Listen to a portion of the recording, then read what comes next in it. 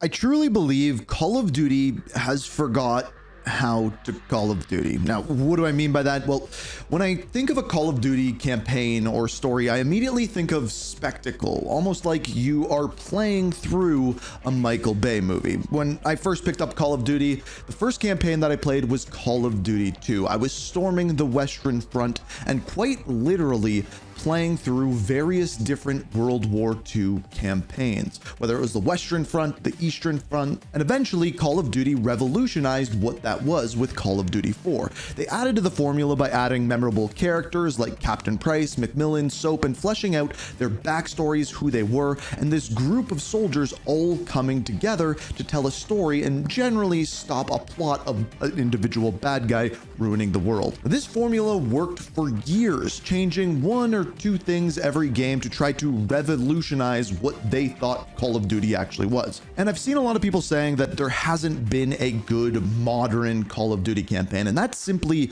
isn't true. If we go and look at Modern Warfare 2019, I truly believe that's one of the best Call of Duty campaigns ever made. The storytelling of the individual characters is amazing. Amongst building a new world with new locations like Urzikstan, it's incredibly well done. And even after that, going into Black Ops Cold War, yeah, it's a shorter story, and yeah, it's a little bit more out there, but it tells this mind-bending story of what was the Cold War. Also, they implement like a really cool new system that was the safe house, which allowed them to tell a deeper, more entrenched story, allowing you to talk to your teammates. And well, when Black Ops 7 was announced, they announced that it was going to be a co-op campaign with some open world missions, with 11 linear missions as well. But here's the thing, after playing through those 11 linear missions, checking out that open world, I truly don't even believe that at one point they were trying to make a Call of Duty game. It almost appears as if they forgot exactly how to do that.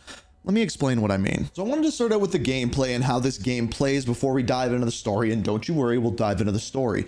But as far as the gameplay goes, this is supposed to be a co-op campaign. Now, traditionally, we have a single player campaign where we play alongside a squad of AI soldiers. We have had co-op campaigns before, even going all the way back to Call of Duty World at War, and a lot of people forget that.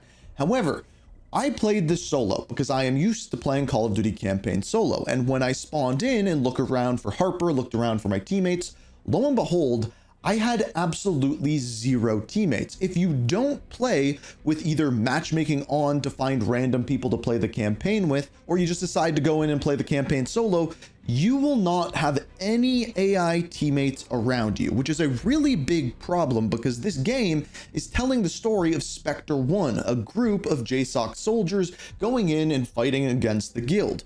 Yet the story continues on. It's not as though you go in and it's a different story because you're playing through it solo. No, these characters are still talking inside of David Mason's head, who you are playing, but you cannot see them anywhere around you, which is really weird and feels strange.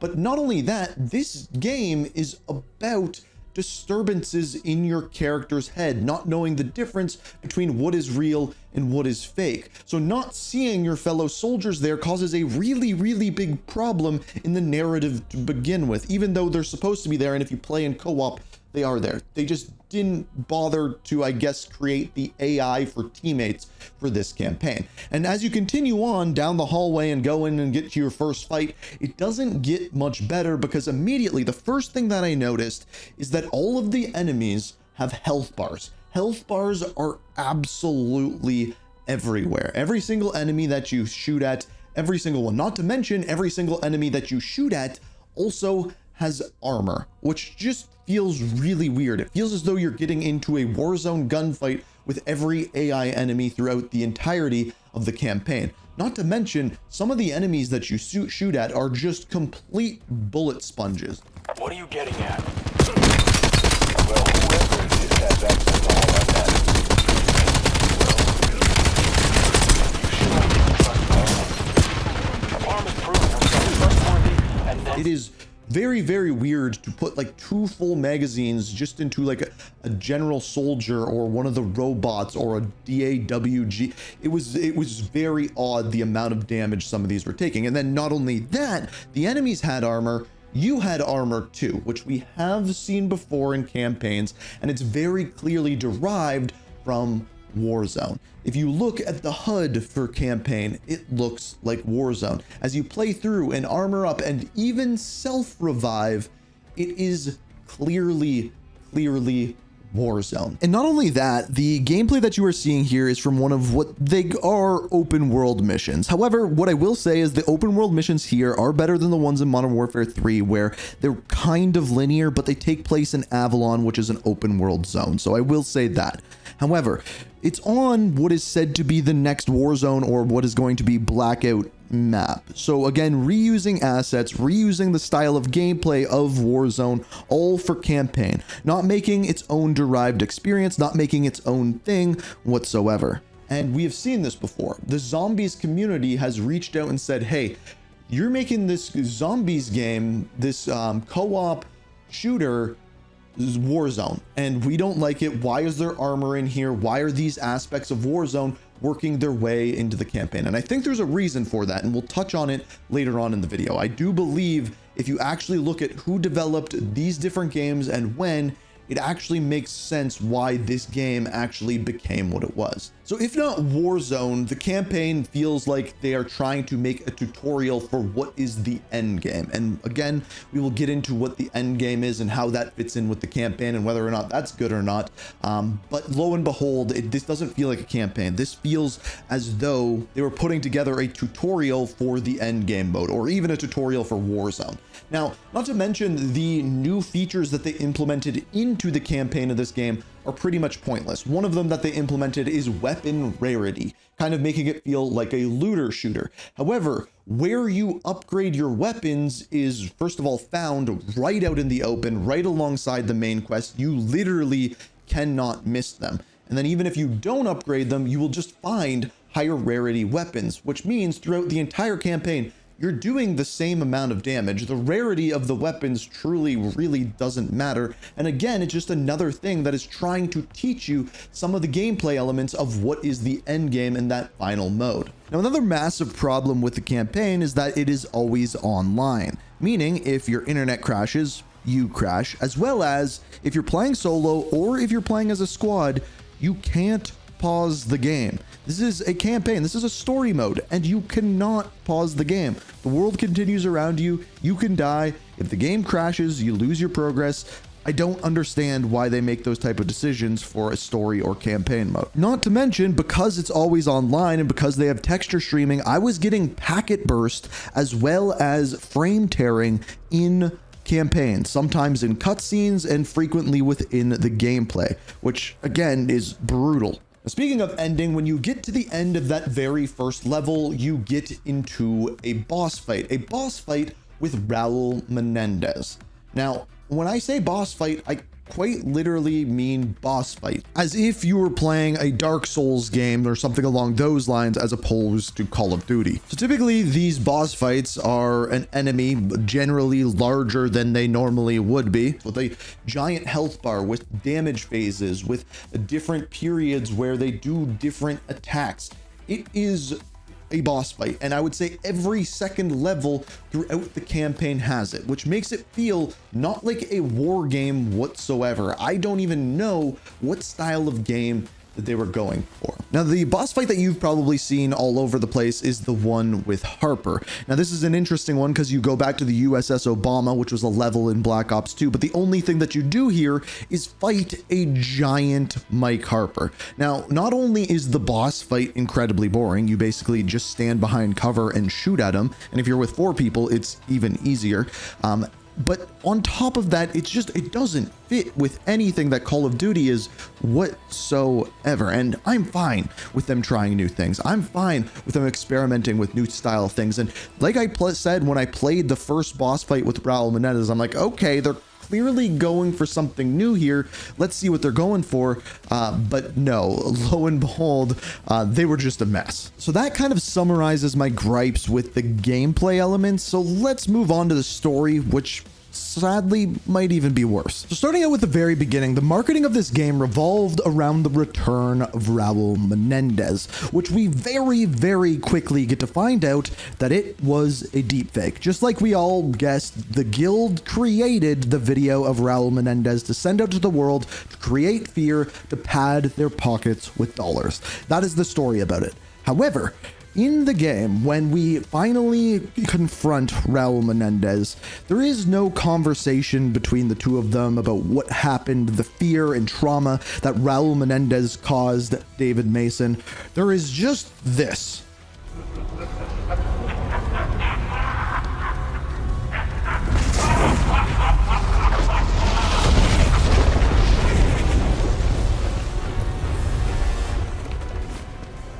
And they never saw him again. No, I'm not kidding. Raul Menendez has no influence for the rest of the game at all. It seems as though the only reason why they brought him back was to use it as a selling point to sell the game with nostalgia. Now, it gets worse than this when it comes to the story, because in the mission right after this, we are introduced to another character. That was a bit close for comfort. Good to see you again, Section. Let me know when you want to go over the plan. That right there is Chloe Lynch, aka Karma. Now, the interesting thing about this character is, number one, in Black Ops 2, she was never a soldier, so I don't know where she learned those moves from. And number two, she's dead. And apparently they brought her back from the dead. And what I mean by that is, if Mike Harper survives within Black Ops 2, then Chloe Lynch has to die. That is just the way the ending of the game works. But lo and behold, in Black Ops 7, 10 years later, they're both alive. And you know what? I would be okay with that if they maybe gave us an explanation as to how she lived. Maybe her throat got cut, but someone saved her. Maybe something else happened. But no, they don't address it whatsoever. Just both characters are alive, and we are meant to accept that. Now, I'm not going to spoil the entire game in this review, but I'm going to point out a couple of really important points. Now, first of all, probably the most heartfelt moment of the entire campaign is when David Mason hallucinates his father, Alex Mason. They see each other, they have a moment, and basically you need to save your old memories with your father from Cradle to stop him from actually losing them. So you go around his childhood home in Alaska and see these old memories of your father. Do I really have to climb this tree, Dad? Every memory we save weakens the Cradle. Ah, shit. More of those prison bastards?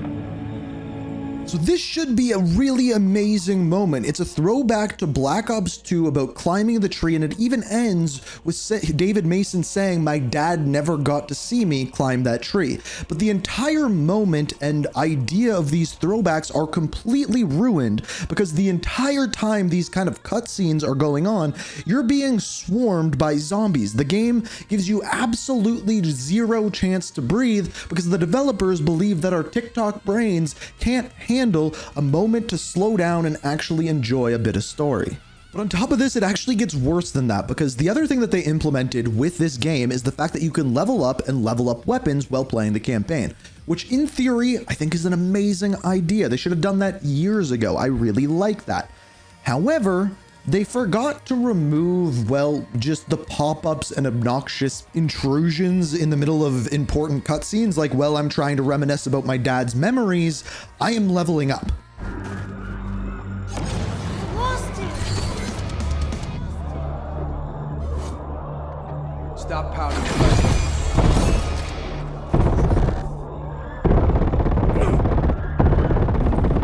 So the other thing with this being an always online live service co-op campaign is that I was in the middle of a cutscene and a random person named Pickle Rick somehow joined my game and was in proximity chat with me. And then when we went to the next mission, he wasn't actually there and pretty much ruined a whole cutscene for me. In hours. Marshall Lynch fled Japan. Did somebody just join me? My My campaign named Pickle Rick. Like, way to ruin a cutscene, Pickle Rick. Also, not to mention, one of the things that I think they've done bad with the last two game stories is the bad guys, especially in this one. At the very beginning, we are introduced to Emma Kagan. However, we are never given any sort of information about why she does what she does. What are her motivations? We know that she created the deepfake of Raul Menendez to sell fear to the world, to what, pad her pockets, make her company bigger. How did she even get in control of the guild? Savati Dumas built it up, but how did she take control? It is never explained to us whatsoever. Not to mention, at the very end of the game, and I guess this is kind of a spoiler if you want to skip 10 seconds ahead, at the end of the game, she just gets taken into captivity and done is done, and they replace her with another bad guy. Another character that I have grief with is 50/50. This character is new, and I think you can probably tell why they added this character into the game. They introduce her during like this PTSD segment where David Mason, Samuels, as well as Harper are going through their past traumas from the previous Black Ops games. And all of a sudden hers comes in as well. And it's a story that we've never heard of, has no meaning in the Black Ops universe whatsoever. Truly, I believe that the only reason why they added her into this game is so someone could say this. Come down here and we'll discuss it in person, bitch. I'm sorry. I can't do that. Which, like, let's be honest, that's one of the cringiest voice lines I've ever heard.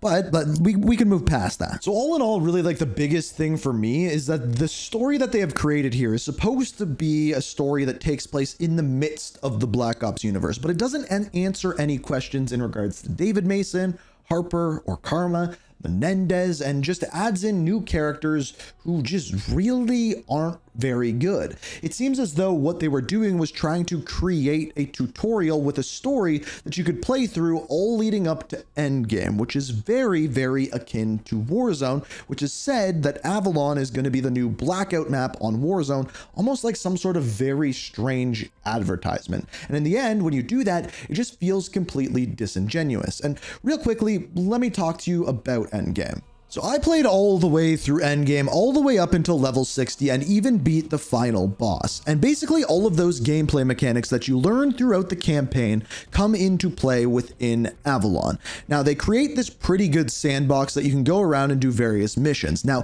it does become very, very repetitive, especially after you've done it for 60 levels. However, by the very end, they actually implemented something pretty cool. When you get to the tier 4 zone, you can kill bosses, elites, and they will drop exotic weapons. These exotic weapons deal more damage, and they have affixes on them that allow them to do bonuses, whether that be like a napalm burst or some sort of electric thing, or a bunch of different things that make these weapons better. And they are all designed after individual weapons in the game. So there's 30 weapons in the game, there's 30 exotics. The problem is when you unlock one of these exotics, if you extract with it, you don't necessarily get to keep it. You can bring it back in, but if you pick up another exotic, you can only carry one at a time, and they disappear if you die, which is fine if that's the way they want to design the game. But if you switch characters, you still keep your weapons, meaning you can only ever have one exotic weapon. And on top of that, the exotic weapons do not count for weapon camos, and they do not count for leveling that individual weapon. I think this mode could actually be pretty good if you made it so that you could maybe either collect these exotic weapons and try to catch them all like Pokemon, getting all the weapons, or they would at least count for getting headshots for co-op campaign and leveling up that weapon, so on and so forth. Because other than these exotic weapons, there's no other way to do extra damage with these weapons. In other words, if you're using exotic weapons, you can't get camos and you can't level up your weapons, which sucks. But I think they're on to something decent here. But unfortunately, that just falls a little bit short. And everything that they put into the campaign was really just a little teaser for what this mode was, which really shouldn't have even been called a campaign. All right, so here comes my theory. And my theory is Treyarch has forgot how to make a Call of Duty campaign. Now, while I was playing this campaign, I kept getting comments on the live stream that were saying, man, this game just like looks and feels like Black Ops 3's campaign. And I kind of saw what people were saying, the theme of it, the mind-bending nature, just the way it played with the co-op side of things. It made a lot of sense. Now, what you may not realize is that the last game that Treyarch worked on the campaign was Black Ops 3. Black Ops 4 had no campaign. Black Ops Cold War was Raven, and Black Ops 6 was Raven. And in between those two games, you can really see how they are similar with the safe houses, the way that they're written, how they have like the kind of KGB missions or the most wanted missions where you go in, talk to people, do espionage. Those were Raven campaigns. This campaign is in conjunction with Raven, but it's also Treyarch working on this campaign as well. And I truly believe that they have just kind of gotten away from the roots, because they used to make the best of the best campaigns. Black Ops 1, Black Ops 2, hands and feet, they're like in the top 3 campaigns of all time. But this one, Black Ops 7, Black Ops 3, they're just not it. And they don't follow that formula of taking a crew from point A to point B, going alongside your brothers in war, fighting this battle, telling their story. It's just not what's done here. They tried to do something completely different, combining Warzone, making a teaser for Endgame, and it just didn't work. Now, do I think this is the worst Call of Duty ever? No, I think it's in the bottom 3. I think Modern Warfare 3, Vanguard, and Black Ops 7 are all right there. I think this story has a little bit more bones than something like Vanguard, a little bit better gameplay than Modern Warfare 3, but all those 3 are in the mix for the bottom of the barrel. So overall, what would I give this out of 10? 3.5 out of 10. It's a mess. We are reaching for the stars.